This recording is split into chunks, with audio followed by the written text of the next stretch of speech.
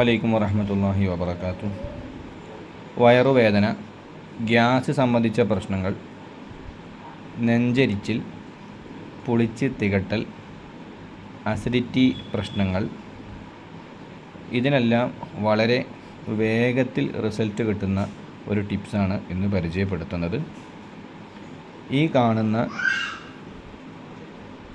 കൈയിൻ്റെ ഈ ഭാഗത്ത് ഇതാണ് സ്റ്റൊമക്കിൻ്റെ ആമാശയത്തിൻ്റെ കറസ്പോണ്ടിങ് ഏരിയ. ഇതിൽ ഒരര മിനിറ്റ് തള്ളവിരൽ ഉപയോഗിച്ചോ മറ്റെന്തെങ്കിലും വസ്തുക്കൾ ഉപയോഗിച്ചോ നന്നായി മസാജ് ചെയ്ത് കൊടുക്കുക. വയറുവേദന ഉണ്ടെങ്കിൽ വെറുതെ ഇവിടെ മസാജ് ചെയ്ത് കൊടുത്താൽ തന്നെ ആ വയറുവേദന മാറുന്നത് നമുക്ക് കാണാൻ പറ്റും. ഇങ്ങനെ നിരന്തരം ഗ്യാസുമായി ബുദ്ധിമുട്ടുന്ന ആളുകളുണ്ട്.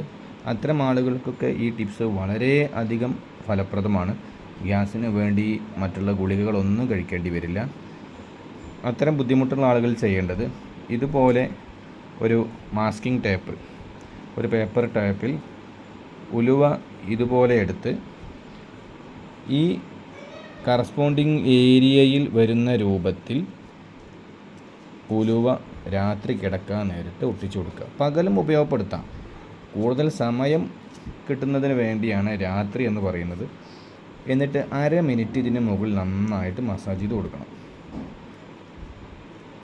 അര മിനിറ്റ് നന്നായി മസാജ് ചെയ്ത് കൊടുത്തതിന് ശേഷം കിടന്നുറങ്ങുക.